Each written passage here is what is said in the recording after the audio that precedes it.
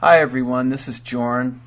I'm going to share a little bit of insight about how I go about painting plein air. And here we are in Crystal Cove, California, and it is a beautiful day down here.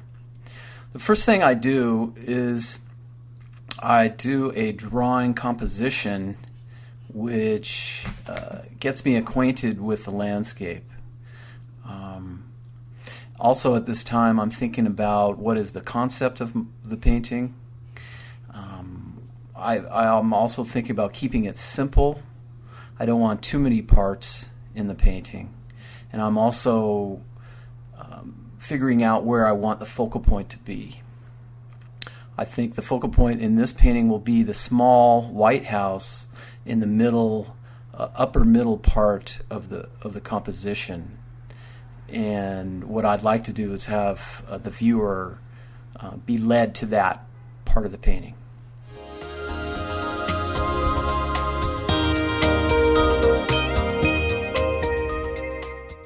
Okay, I'm beginning the painting and I'm laying in the composition by looking at my drawing, and I'm looking at the landscape. I'm also trying to keep the shapes, all the small shapes out there, and group them into one large shape to keep them simple. I also want to stay in the middle of the value scale. I don't want to paint too dark at this point or too light.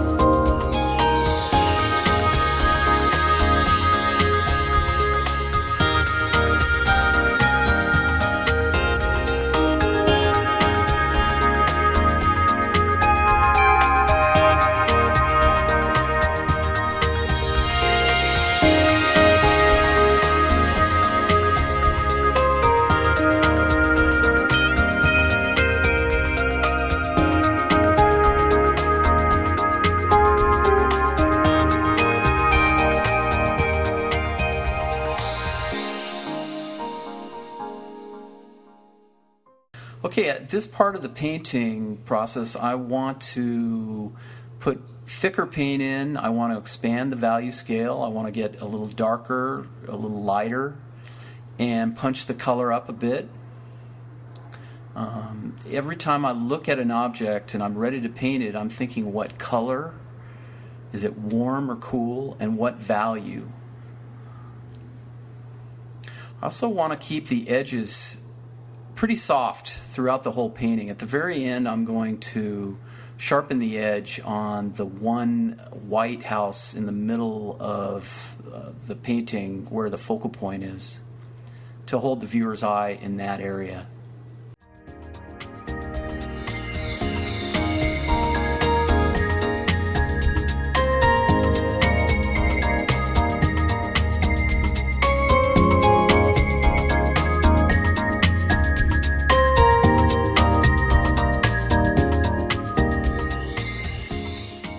Okay, now I'm starting the final phase of the painting, and what I'm looking for is a sense of balance.